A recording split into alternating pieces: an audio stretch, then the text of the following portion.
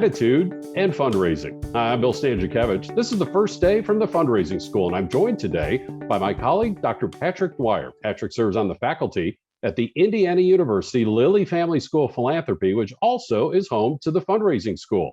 Patrick has a wide range of research connecting philanthropy to various aspects of human behavior, including psychology and this topic of gratitude. Patrick, thanks so much for being with us. Thanks for having me. How can you give us an overview? I know your research portfolio is extensive, but what are some of the key points that have emerged from your research over the years associated with gratitude, fundraising, and philanthropy? Sure. So I think this time of year, we all are reminded of gratitude, but that's not always the case during the rest of the year. And that's true for all of us, and that's true for fundraisers as well. So research has found that fundraisers actually don't always thank donors. And when they do, they don't always thank them effectively. And so that's really what my research is aimed to address. But there's nothing really unusual about that in terms of how people normally think about gratitude. So it's actually been found that people tend to underestimate the value of gratitude and how it affects other people. And so that might be one reason why people don't always express thanks when they feel grateful. But ultimately, that's where gratitude starts, is with a feeling of gratefulness. And so it's a positive emotion like happiness, but it's a little different because it's due to a cause outside of yourself. So you might feel happy because something good happens, but you feel grateful when something good happened, but it's because of something outside of yourself, like another person. It's also an expression, right? So we feel grateful. We don't necessarily always express it, but when we do express it, we typically do that through words and phrases like thank you. And so my research really tries to understand how those expressions affect people, when they affect people positively, when they might affect people in the other direction as well. How does gratitude affect us positively, either as the fundraiser having received that gift, or if we do express gratitude to the donor? Sure. So gratitude affects us positively. If we receive a gift and we feel grateful, that motivates generosity. So people who feel gratitude are more likely to help others. This includes paying back the person who helped them, but also paying it forward, helping other people, even total strangers.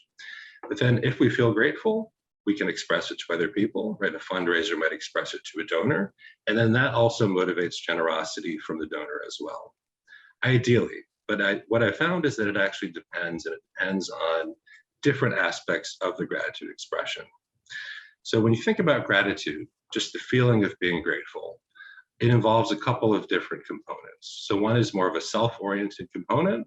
You got something that you wanted, something good happened. If you're a fundraiser, you got a donation. But then there's also this other oriented component. So you got something good, but it was due to someone else's actions, due to something outside of yourself. And so when expressing gratitude, you can pay attention to one or both of these components. And one thing that I was taught growing up was that it's always important to stress what you yourself got out of a gift, and talk about all the good things and all the ways that a gift benefited you.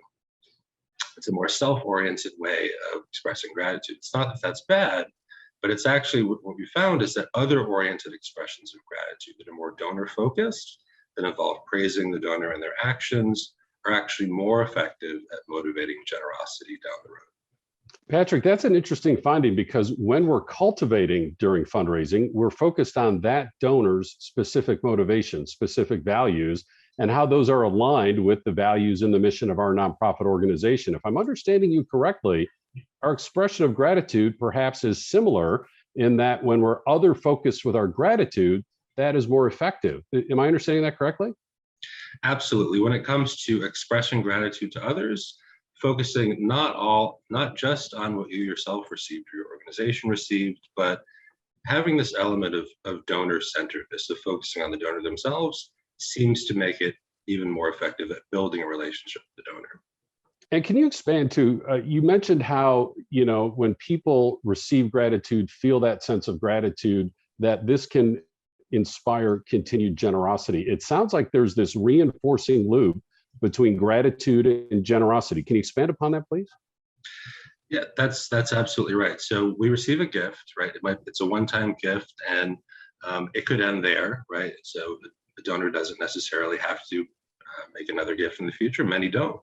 But from a fundraiser's perspective, they want to build that relationship and they want to retain that donor for their organization. So if we express gratitude to the donor, they're more likely to then see the fundraiser and the organization as being more responsive. And so that seems to be a key ingredient here, especially when it comes to these other focused or other praise and gratitude expressions. When the donor receives one of these expressions, they perceive the fundraiser or the person who expressed gratitude as more responsive to them. And so that means they have a sense that that person understands them, values them, cares about them more than they did otherwise. And so that sense of responsiveness can then help build a relationship between the donor and the nonprofit. And that's really what fuels future giving and engagement of that donor with the organization. And then certainly it can feed into feeling grateful, right? So any further gifts that the donor offers could certainly promote feelings of gratitude among fundraiser, the nonprofit, and beneficiaries.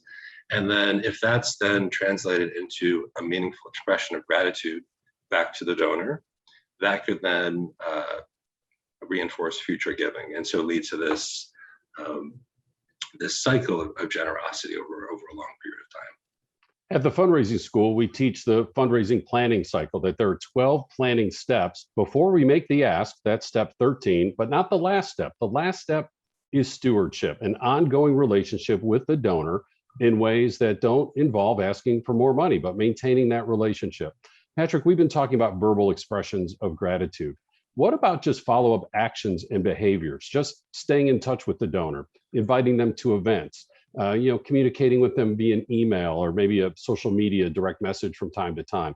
Can those actions be viewed by the donor as expressions of gratitude if gratitude is not explicitly being verbalized? That's a great question. So I think there are a lot of things fundraisers can do that could build this sense of responsiveness from a donor. In addition to expressing gratitude.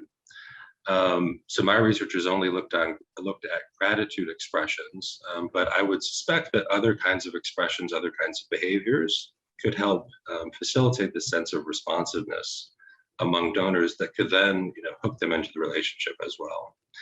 But I think it's important that, so when expressing gratitude or when engaging in any of these other kinds of activities, it's important to try to do that at least sometimes, right, without asking for another gift. And so that's one thing that I found in some of my research is that gratitude expressions, when they stand on their own, independent of a request for another gift, they tend to be perceived as more sincere and resonate with people more as genuine expressions of gratefulness, as opposed to maybe being driven by an ulterior motive or a desire for future benefits down the line. And so that's one reason why I also recommend that people not use expressions like thank you in advance, because that kind of expression, yes, it has an expression of gratitude, but it bundles the expression of gratitude with a request for help or a request to do something. And actually you're thanking the person for something they haven't done before or done yet. And so it also begs the question of whether or not it's even really a sincere expression of gratitude if you haven't even received anything for which you might be grateful. And just one closing comment about stewardship, again, to emphasize, stewardship is important in and of itself, honoring the donor, the human dignity of the donor and their generosity, and is not a means to another end. Although we know if stewardship is conducted well, it can lead to additional gifts in future years and help maintain a long-term relationship with the donor for many of the reasons that Patrick Dwyer is explaining to us here, associated with gratitude and feeling appreciated on behalf of the donor. Patrick, I love that you mentioned that the timing of the expression of gratitude is important, that your research has demonstrated that expressing gratitude before the gift is not effective. You talked about also that expressions of gratitude focused on the donor and not on the fundraiser or the fundraiser's nonprofit is most effective. Are there any other ineffective, techniques of expressing gratitude that your research has surfaced?